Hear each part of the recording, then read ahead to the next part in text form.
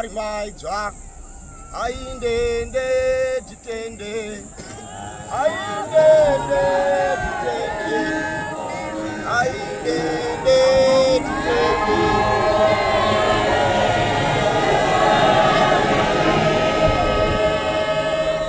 shungu dzangu ndedzeJesu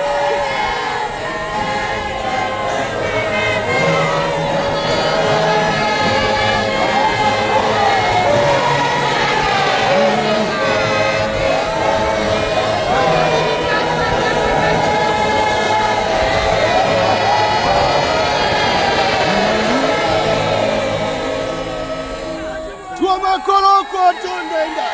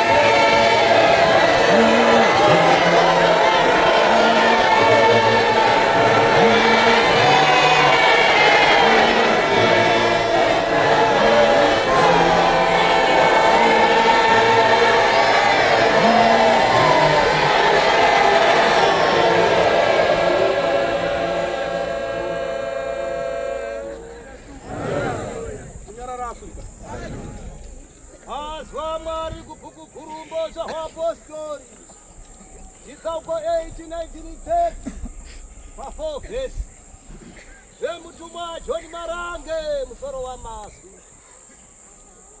Mufaro ngariwe nesu. Mufaro ngariwe nesu. Izvo masikatandesa matazivera Mwari tiri pasi pamasimba makuru atezveri Joseph iri pakati pedu uyo wakatumwa kubva kudenga kuti azodzidzisa kuti vane ropa rakanaka nevanozvireveka pasi patiri vazopinda mukati wezvaka yenyika yedu. Fara Afrika tenzi wedu Jesu tinokutendai vanhu vose taungana pano. Imi ndiri muti woupenyu. Mauya nhasi tichionana nepachena umwe naumwe unoonana nema akafanira ucharopafana.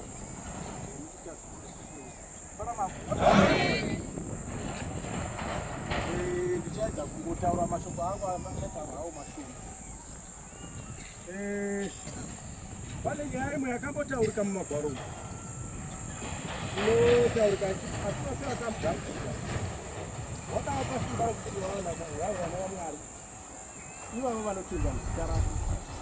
Tenzi yakaiswa ipapo ndeyokuti vanogamuchira vaizova pasimba rokuti vangaizivana vaMwari.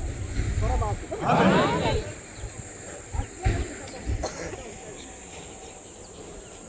Yohani uyo ari murege sezvatakaita naye wakatoshumaira ibhodeni yake ikakurakwazvo ari varudzakaaati achindozvirevurura zvitema zvavo vakurudzidza muna kuzvizorodhani kuti vave vana Mwari asi takazopashamadza vamwe marudzi aivapo ipapo akakashamara zvikuru sezveni yataura kuti vana venyoka vakavachika mujana mazvo. Vana venyoka maudzwa naniko kuti zvekutana kamari kusauya zvakadaro hazvo zvamazviziva kuti variita zvekavo kubereka esipere kuti kufanira kutenga nokuti akasabereka zvibereka zvafanira kutenga hamuzvipindi mukati fara Afrika zvikakashamadza vanhu kusitanga uyavo vana vaekera votanga uyavo savuya zvingoratidza kuti moto wavo nemari edu toi vana venyu kazvafamba sei uku kutenda unoda kusanganiswa nokutoziva chaiko semazivi anenge tawo mwana